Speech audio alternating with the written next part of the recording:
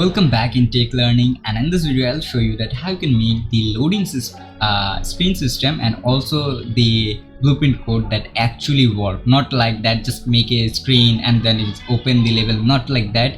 It will be show a screen, it will completely load that map, and once that map is loaded, it will be open that map. For example, here's my third-person map, and then I create a same or a duplicate map like this. This is a map 2. So now I want that when I press any of keyboard, let me show you, like L, and then it will be show a simple and animated loading screen, and once my level is fully loaded, it will be open that level for me. So let me show you how I make that. So first thing, you need to create a widget.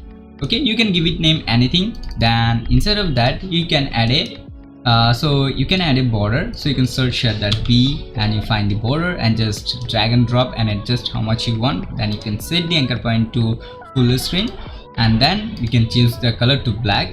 And once you do that, then you can add a circle, this kind of like animation. So you can also just select that animation on the anchor point right side, and the text is right side. And I add a text that with name that text contain that loading, and simply a loading circle animation.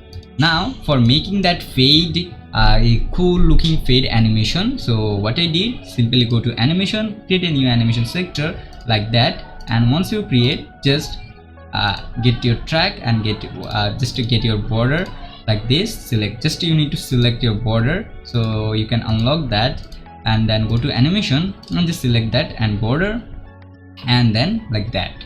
So once you create like this, you can add a track, then render opacity. First time you need to give it that 0, and then you can get a timeline kind of like 2 to 2.5, and then you can set the value to 1. So you will get a simple and a awesome fade looking animation. So I already created, so let me just delete that one. Here's my already created one, and then you need to once your everything is work done, you can log that, and then you can go to event graph. And here's the main code part, that is on event construct. I get my fade animation, and then I play that, and I select set the duration that 2.25, that how much is my animation length, kind of like this. And once this thing done, I use this code for the load my map first completely, then open. So here's the code that load streaming by level reference and make visible after load true, and should be block on load true. And once this thing done, it should be open my map. Once that is complete, as you can see there's a complete button, so it's mean that it will be once everything is done completely load, then it will be open my that map, that is map 2. That is the simple.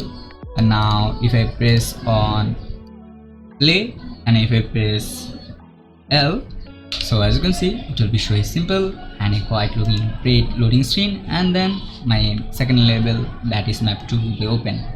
So that in this way you can make the loading screen. And thank you so much for watching guys, and see you in the next video.